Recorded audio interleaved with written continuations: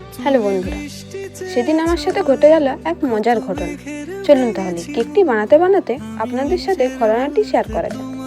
আমি মূলত কেকের র ম্যাটেরিয়ালস প্রতিবার নিজে গিয়ে নিয়ে আসি, কিন্তু এই প্রথমবার বাসের মাধ্যমে ডেলিভারি করে। আমি সেই সময় ইউনিভার্সিটিতে থাকায় আমার দিদিকে পার্সেলটি পিক করতে পাঠাই। সেই মতো দিদি বাস থেকে পার্সেলটি নিয়ে চলে আসে। জিনিসগুলো নেওয়ার কিছুক্ষণ পর হঠাৎ দিদি কল করে জানায় আমি যে জিনিসগুলো অর্ডার দিয়েছিলাম সেই জিনিসগুলো পার্সেলের মধ্যে নেই। কিছুক্ষণ বুঝতেই পারছিলাম না কি করব। প্রথমবার অর্ডার, কত রকমের ভাবনা মাথায় ঘুরে বেড়াচ্ছিল।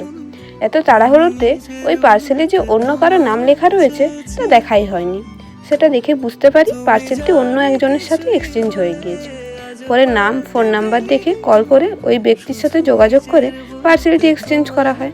অবশেষে আমার পার্সেল আমি ফেরত পাই। বলতে বলতে দেখুন আমার কেকটিও রেডি।